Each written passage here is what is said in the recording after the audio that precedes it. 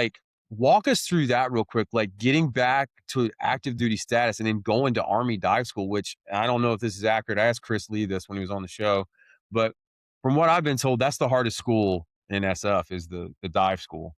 I'll get your take on it. I know what you're going to probably say, but Yeah. but So the window of time in which you just described covers about 8 years, yeah, I knew it was a long ish, period of about time. 7 years. Yeah. So I was wounded in 13.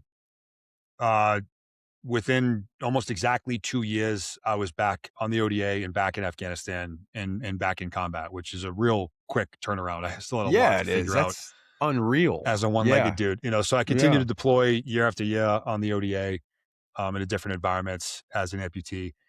And I mentioned earlier, I transitioned to warrant officer, which I did. And it was maybe a week or two before we graduated. I was at Fort Bragg. The warrant officer course for SF is at Bragg. All of the rest of the warrant officers go to Fort Rucker. We go to a different school because it's a whole Oh, different yeah, thing yeah, for yeah. us. So I'm at Yeah. Bragg for 5 months. I was the first amputee to ever go to the warrant officer course, which took a whole lot of paperwork and the assumptions of risk and like all this other stuff that I'd become used to at that point in my career. Because most things that I was trying to do, there had never been a one-legged guy to do it before. So I Mhm. became used to the whole admin process and like whatever. Got it. So I'm about to summit this mountain of 5 months of training and learning and whatever. Great. And then I get assigned my ODA and I'm told I'm going to go to 595, which is a historic ODA. If you're unfamiliar with the horse soldiers, Mhm. first ODA in Afghanistan, that was 595. So that's the team I'm getting assigned to go to as a warrant officer. And so immediately I know I'm going to a dive team because in SF, each team, the numbers mean something. If the team digit ends in 5, it's a dive team. So I know it's a dive team. And I'm like, okay, well, I haven't even finished summiting the mountain I'm currently about to climb. Now I already know what my next one's going to be. I got to figure out not only how to be a warrant officer actually on a team, but this whole like dive school thing. Yeah. And I'll summarize this as quickly as I can, man. I got to my ODA, was in a different battalion. I met with the company command team and I met with the battalion command team on two separate discussions. And they both said the same thing to me, which was no one is expecting you to go to dive school, Nick. The reason why we're putting you on this team is they're a bunch of savage animal pirates and they need strong leadership. You're the guy to help keep them somewhat corralled. And I said, hey, due respect, sir, whether I was talking to a major or lieutenant colonel, I was like, I'm going to figure out a way to go to dive school. And they're like, yeah, that's not like a thing.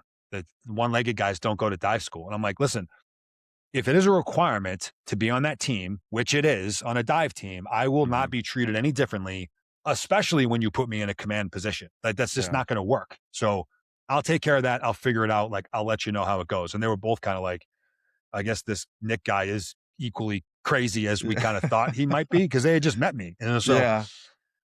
long story short, I had to go through a crazy administrative process to be able to get cleared to go. I had to go through a brutal train up with my team, and then I had to pass pre-scuba, which is brutal in and of itself.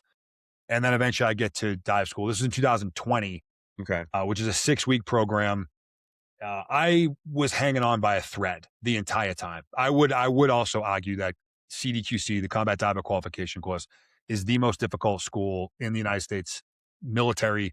Certainly the Army. The branches all have their equivalents. They're all relatively the same. And I can make that argument because while I've been in schools and environments where you are hungry, you go without water, without food, without shelter, without warmth. In dive school, you're going to go without something that you need more than all those things. And that's a little thing known as oxygen. And so it sucks. It pushes you to your absolute limits. It is physically challenging, but really it's more of a mental challenge than anything Mhm. else. To become a combat diver requires really one thing. You have to be willing to sit at the bottom of a pool out of air and look the devil in the face or look your adversity in the face that is screaming at you to bolt to the surface and just simply say, I would rather die than quit. If you're willing to do that, you can be a combat diver. That's it, which is, of course, easier said than done. So, yeah, I managed to get into the course. I managed to pass the course. But listen, dude, I've done plenty of firsts in my career as a one-legged guy. Becoming a diver was nothing more than it being a standard to be on a team. It doesn't Mhm. matter how many limbs you have. This lifestyle, this job, this profession has standards, and you Yeah. either meet those standards or you don't. And it's black and white. It's not personal. This is business. Thank you for what you did. Thank you for your sacrifices. This is not the job for you, and it's time to find something else to do in life. That's it. Yeah. Well, I mean, it was kind of I know it was a snapshot view of the whole school, but you think it's kind of ironic when you first started your journey and you go in the recruiter's office and you want to be a SEAL, and now all of a sudden you're going to Army dive school. You know, man, I never And actually thought about it. Yeah, that's a good yeah, point. yeah. Yeah, So you ended up kind of did it anyways, but kind of yeah, did it. Yeah. yeah, man. So